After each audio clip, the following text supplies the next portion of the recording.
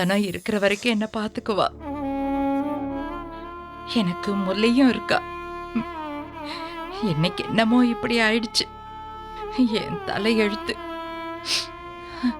ஆனா கெட்டதுலயும் ஒரு நல்லது மாதிரி கிட்டையே வராதுன்னு சொல்லிட்டு இருந்த அம்மா இன்னைக்கு என்கிட்ட பேசிட்டாங்க. அட ஆமா, என்கிட்டயும் தான். தனம் மாதிரி ஒரு மருமக வந்தா போதும்னு சொல்லிட்டே இருந்தா எல்லாரும் தனம் மாதிரி கிடப்பாங்களா என்ன? சொல்லுங்க. தனம் மட்டும் இல்லைன்னா என் வாழ்க்கை கெட்டு சீரழிஞ்சு போயிருக்கும்.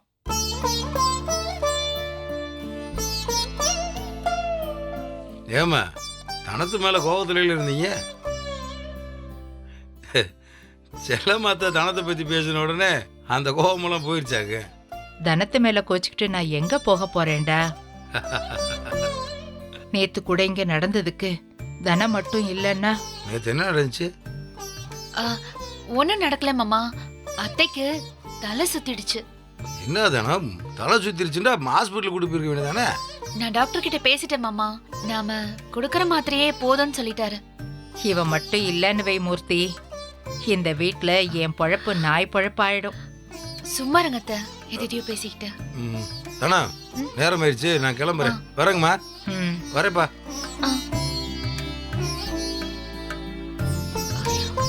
அத்தை என்னத்த நீங்க நேத்து நடந்த விஷயத்த மாமா கிட்ட சொல்லிடுவீங்களோன்னு நான் ரொம்ப பயந்துட்டேன். சொல்லத்தான் வந்தேன், நீதான் சொல்ல விடல. நேத்து ஏதோ தெரியாம தானே நடந்தது.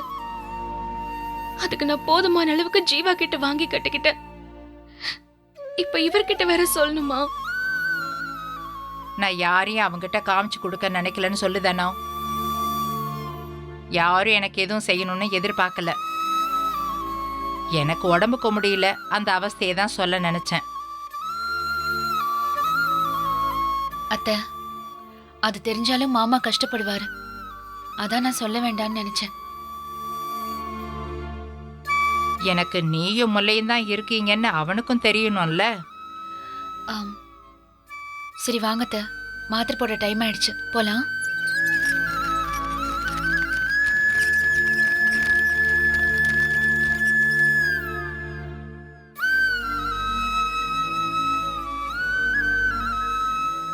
அத்தைய பாத்தீங்களா? நீங்களும் தான் அவங்களை கவனிக்கிறீங்க. ஆனா மாமா கிட்ட சொல்லும் போது தன அக்காவை மட்டும் சொல்றாங்க பாத்தீங்களா?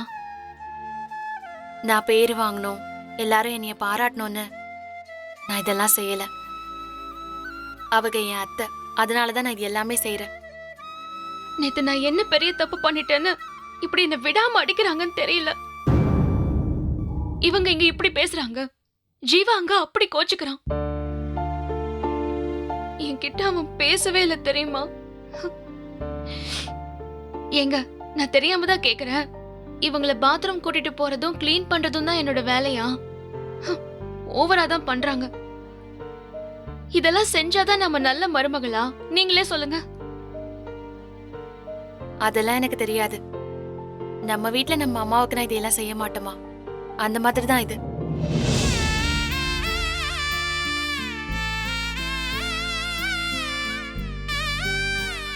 இவ ஒரு நல்லவ. உலகத்துல இருக்கிற அத்தனை நல்லவங்களும் இந்த வீட்டுல தான் இருக்காங்க போல இருக்கு. நான் ஏதோ பாவி மாதிரி என்ன எல்லாரும் ட்ரீட் பண்றாங்க.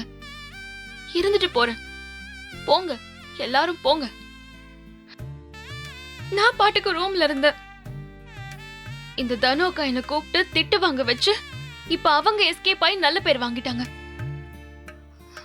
எல்லாம் என் நேரம். இதெல்லாம் ஜீவாக்கே புரியல, இவங்களுக்கு எப்படி புரியும்?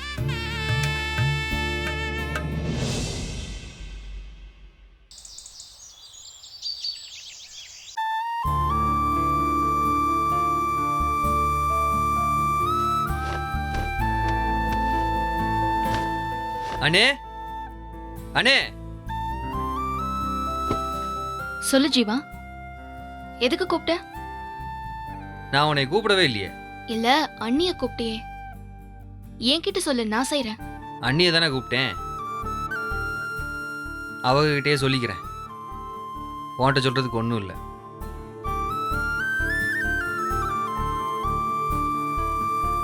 என்ன ஜீவா? சீட்டு பணம் எவ்வளோ தரணும் நீ? ஆ, மறந்து போச்சு. அது 14,790 ரூபாய். ஒரு நிமிஷம். என்னடா? இல்லை, நோட் பண்ணிக்கலாம். நோட் பண்றதுக்கா? ஆ, ஜீவா,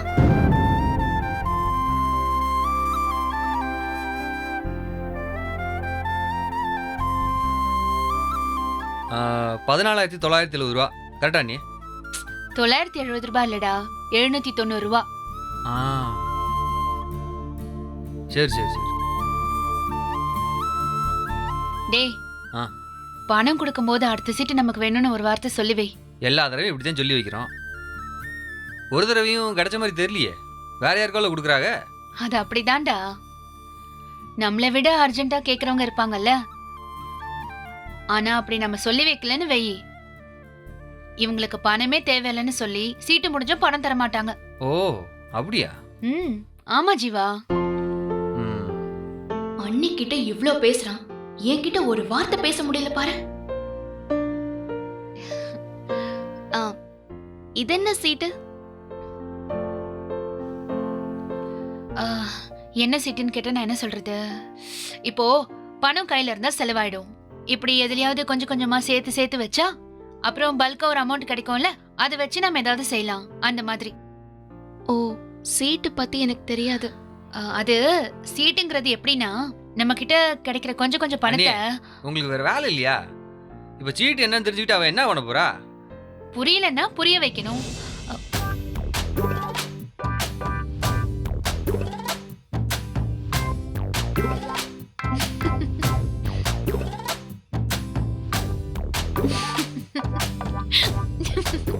நீங்க 2 பேரும் இங்க இருக்கீங்களா, அதனால அவர் வெக்கப்படுறாராமா.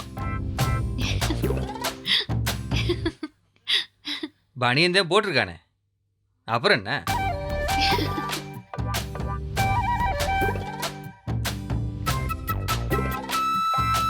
ஏண்ணே குண்டாகாதுன்னு சொன்னா கேட்குறியாண்ணே? இங்க பாரு, உன் சட்டை எனக்கு ரொம்ப லூஸா இருக்கு. ஏலே, ஜிம் பாடிடா. ஏய், இது ஜீவா சட்டல்ல? போச்சுடா, யார் இல்லைன்னு சொன்னது? அண்ணன் ரூம்ல இருந்து எடுத்துட்டு வந்தது அண்ணன் சட்டை தானே? டேய், கொஞ்சம் பெருசா இருந்தாலும் இந்த சட்டை உனக்கு சூப்பரா இருக்குடா. அப்படியே நீ? ஏய், ம். ஜீவா சட்டையை நீ எதுக்கு போட்ட?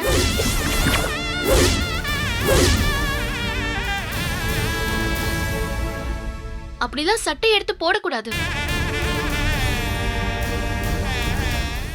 ஏய், என்ன பிரச்சனை உனக்கு? அவன் ஏன் சட்டையை தானே ஓட்டான், நீ எதுக்கு போடாதுன்னு சொல்ற? ஒருத்தர் சட்டையை இன்னொருத்தர் போடுறது என்ன பழக்கம் ஜீவா? ஒருத்தர் சட்டையை தானே இன்னொருத்தர் போடுறோம், இதுக்கு ஏன் பிரச்சனை பண்ணிட்டு இருக்க? டேய், அண்ணி. என்னடா? எங்கடா வர? கண்ணா, உன் முகமே வாடி போயிடுச்சு. ஒண்ணும் இல்ல நீ. கண்ணா, அவன் ஏன் சட்டையை போட்டா உனக்கு என்ன? ஓம் படவே கொடுக்க மாட்டேன், மத்தவ படவே நீ கட்டிக்க மாட்டேன். உன்னோட கொள்கையை நீயே வச்சுக்க, அதை யாரும் இங்க கேட்கல. ஏன் சட்டையை பத்தி நீ எதுக்கு பேசுற? அவன் அம்புட்டு ஆசையா போட்டு வந்தான், ஏன் போட்டேன்னு கேக்குற? நான் தானே ஜீவா உன் சட்டையை துவைக்கணும். நீ போட்டா துவைக்கலாம், வேற யாராவது போட்டா என்னால எப்படி துவைக்க முடியும்? ஏலே, எதுக்குடா இப்ப சட்டையை கழட்டின? போடுறா. இல்லைண்ணே, பரவாயில்ல. சாரி, நான் எப்பவும் போல எடுத்து போட்டேன். காலேஜில் எல்லாரும் ஒரே மாதிரி சட்டை போட்டு வரணும்னு பேசிக்கிட்டோம். ஆனால் என்கிட்ட அந்த கலர் இல்லை, அதான் அண்ணன் சட்டையை போட்டேன். சாரி.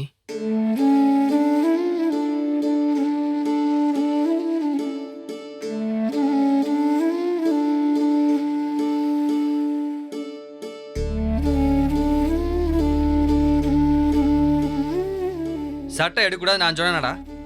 அவ ஏதோ புரியாம பேசுறான்னா நீயும் கூட திருப்பி மாட்டுற. அப்படிதான் போடுன்னு போட்டுக்க வேண்டியதானடா. ஜீவா விடு. இப்ப என்ன, கண்ணனுக்கு இந்த கலர்ல சட்டை போடணும், அவ்வளவுதானே? நீ வாடா, நான் காசு தரேன். நீ போற வழியில இதே கலர்ல உனக்கு பிடிச்ச மாதிரி வாங்கிக்கோ, என்ன? இல்லை பரவாயில்ல நீ, கம்பல்சன்லாம் ஒன்றும் இல்லை, இதே போட்டுக்கிறேன். சரிடா பெரிய மனுஷா, வா அண்ணே, வா.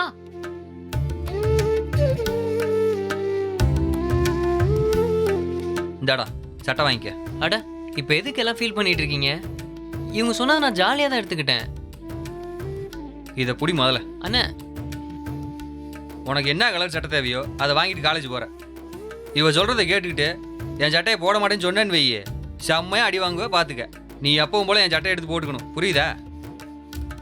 ஏலே ஆ? அங்க என்னடா பாருவ, சொல்றதை செய். டேய் சாப்பிட டைம் ஆயிடுச்சு, வா காலேஜுக்கு போகணும்ல. எல்லாத்துக்கும் ஃபீல் பண்ணக்கூடாதுடா என்ன? சேச்சா அப்படிலாம் இல்லை நீ.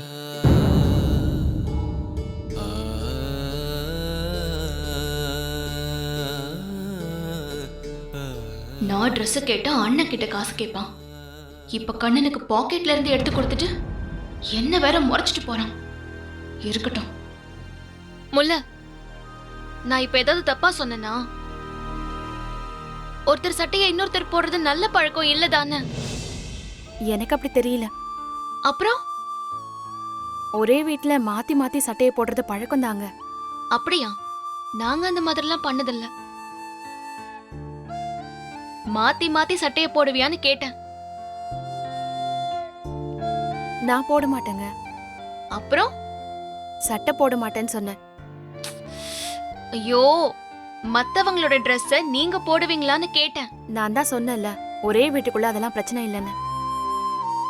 ஓ, ஏன் உங்க அம்மாவோட புடவையை நீங்க கட்டினது இல்லையா?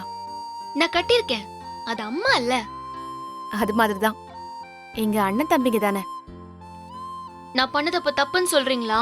ஐயோ, நான் ஒன்னும் சொல்லலைங்க. நீங்க கேட்டீங்க அதனால சொன்னேன். தப்புன்னு தானே சொன்னீங்க. ம்ஹும். சட்டையை மாத்தி போடுறது எனக்கு தப்பா தெரியலன்னு சொன்னேன். ம். நான் அப்படி சொல்லிருக்க வேண்டாம்ல. ஜீவாவோட சட்டை தானே, ஏன் ட்ரெஸ்ன்னு கூட ஏதாவது சொல்லிருக்கலாம்ல. ஜீவாவுக்கே எதுவும் பிரச்சனை இல்லாதப்போ எனக்கு என்ன பிரச்சனை? இப்ப பாருங்க, இது ஒரு பிரச்சனையா இங்க வந்து நிக்குது. அதான் முடிஞ்சு போச்சுல்ல. யாரும் ஒண்ணும் சொல்ல மாட்டாக, விடுங்க. கண்ண இங்க எல்லாருக்கும் செல்லும். அவனுக்கு இந்த வீட்ல எல்லா உரிமையும் இருக்குல்ல. நீங்க சட்டைன்னு அந்த சட்டை மேல உங்களுக்கு மட்டும்தான் உரிமை இருக்குன்னு சொன்னதும் அவனுக்கு உரிமை இல்லைன்னு நினைச்சிருப்பான்ல. நாங்க தனியாவே இருந்து பழகிட்டேனா இங்க என்ன பண்ணணும் எப்படி நடந்துக்கணும்னு ஒண்ணுமே புரியல. அங்கேயும் நாங்க அன்பா இருப்போம், ஆனா இவங்கள மாதிரி எப்பவுமே ஒட்டிக்கிட்டு இருக்க மாட்டோம். சாப்பிடும்போது சேர்ந்து சாப்பிடுவோம், அப்புறம் அவங்கவுங்க ரூமுக்கு போயிடுவோம். ஆனா இங்க எல்லாரும் எப்பவுமே சேர்ந்தே இருக்காங்க. ஒரே டவல், ஒரே சோப்பு, ஒரே தட்டுல சாப்பிடுறது, இது எல்லாமே எனக்கு புதுசா இருக்கு. உங்களுக்கு அப்படி எதுவும் பிரச்சனை இங்க இல்லையா? இல்ல, எங்க வீட்ல நான் தனியாவே இருந்துட்டேன். மோஸ்ட்லி ஹாஸ்டல்லே தான் இருந்தேன். அதனாலேயே எங்க அத்தை வீடு எனக்கு ரொம்ப பிடிக்கும். எப்பவுமே ஆளுங்க இருந்துகிட்டு கலகலப்பாவே இருப்பாங்க. அது எனக்கு ரொம்ப பிடிக்கும். நான் இங்க கல்யாணம் பண்ணிட்டு வரணும்னு ஆசைப்பட்டதே அதுதான்.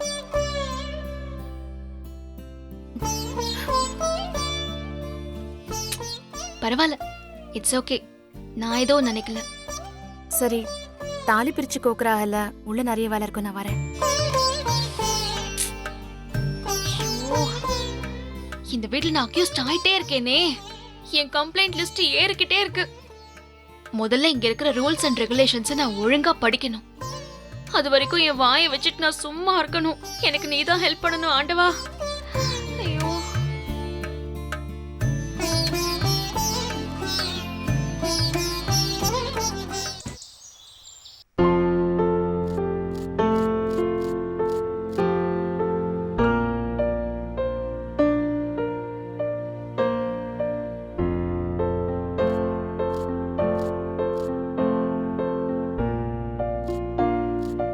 நான் சட்டை போடக்கூடாதுன்னு சொன்னதை நீங்களும் தப்பா நினைச்சிட்டீங்களா?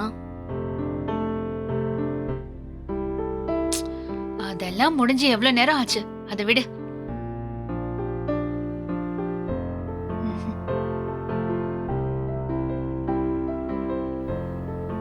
நான் கேஷுவலா சொல்ல போய் எல்லாரும் என்ன தப்பா நினைச்சிட்டீங்கல்ல. ஏங்க, அத்தைக்கு வேற சொல்லணுமா? கொஞ்சம் சும்மா இருக்கீங்களா? அதானே.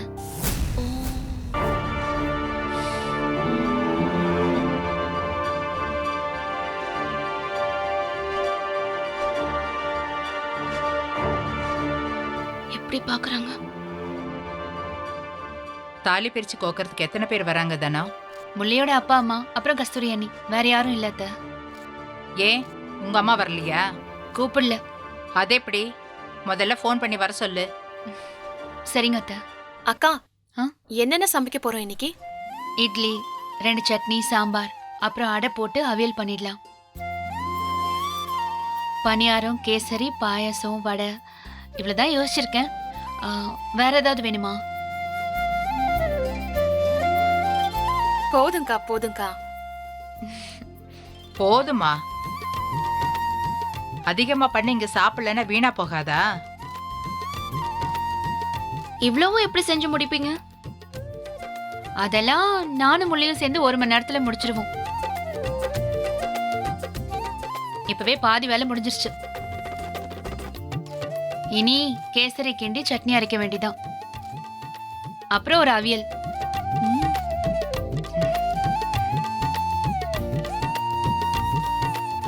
ஏன் இந்த அம்மாவுக்கும் தானே தாலி பிரிச்சு கோக்க போறோம். மகாராணி ஒன்னும் செய்ய மாட்டாங்களா?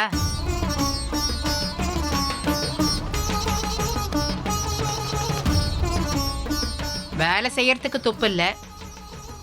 முல்லை வேலை செய்யறா, அவகிட்ட இருந்து தேங்காவை எடுத்து தின்னுட்டு இருக்கிறத பாரு.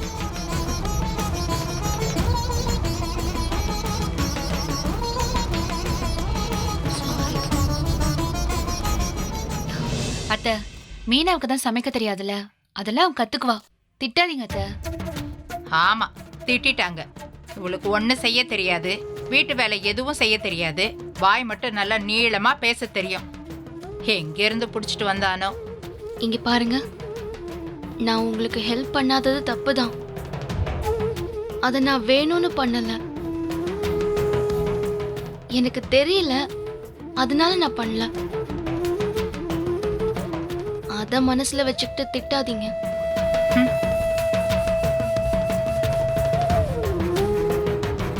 நீ வேற பதிலுக்கு பதில் பேசாத, சும்மா இரு. அதான் சொல்லிட்டேனே, உனக்கு ஒன்னும் தெரியாது, என் பையனை மயக்கி கல்யாணம் மட்டும் பண்ண தெரியும்.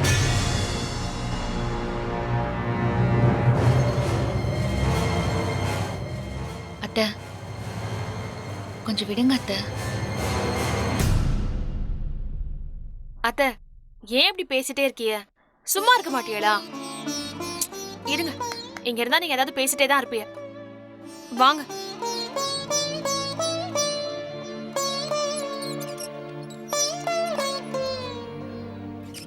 மீனா, வருத்தப்படாத. அவங்க ஏதோ கோவத்துல சொல்லிட்டாங்க. இதெல்லாம் பெருசா எடுத்துக்காத. அட விடுமா. ஆமா, எனக்கு தான் ஒன்றும் தெரியல. இந்த வீட்டில் உள்ள பழக்க வழக்கம் தெரியல, சமையல் தெரியல, திட்டு தானே செய்வாங்க. கேசரி பண்ணலான்னு சொன்னீங்கல்ல, நான் பண்றேன். ஏய், உட்காரு. அதெல்லாம் நான் பாத்துக்கிறேன். வேண்டாம் வேண்டாம், நான் பண்றேன். எத்தனை பேருக்குன்னு மட்டும் சொல்லுங்க. உனக்கு கேசரி பண்ண தெரியுமா? எத்தனை பேருக்குன்னு மட்டும் சொல்லுங்களேன். சரி, அப்போ நான் உன் பக்கத்திலே நிக்கிறேன். இல்ல, நான் சமைச்சு முடிக்கிற வரைக்கும் என் பக்கத்துல யாருமே வரக்கூடாது. அப்புறமா நீ தனியா எதுவும் பண்ணலன்னு என்ன திட்டக்கூடாதுல்ல. நானே பண்றேன். இது எத்தனை பேருக்குன்னு மட்டும் சொல்லுங்க. பக்கத்து வீட்ல எல்லாம் கூப்பிடணும். அப்போ எப்படியும் ஒரு 20 பேருக்கு. சரி. ஏய், ஒரு நிமிஷம் இரு. எது எங்க இருக்குன்னு கூட உனக்கு தெரியாது. இரு, நானும் வரேன். நான் பாத்துக்கிறேன். ப்ளீஸ், அரை மணி நேரத்துக்கு அந்த பக்கம் யாரும் வராதீங்க. ஏய் மீனா,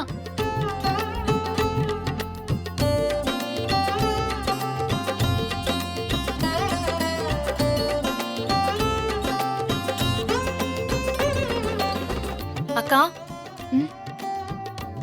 இல்ல, மீனா கேசரி பண்ண போறேன்னு போயிருக்கா. தெரியுமா அவளுக்கு? தெரியாது. தெரியாம எப்படிக்கா? இல்ல, அவளுக்கு தெரியுமான்னு எனக்கு தெரியாது. சரி, நான் வேணா போட்டுமா?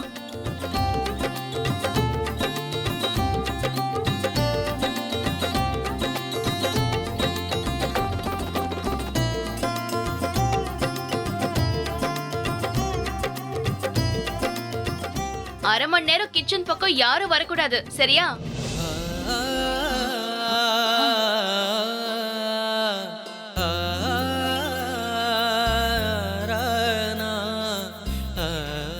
ஏன் முல்ல கேசரி சாப்பிடுற மாதிரி இருக்குமா?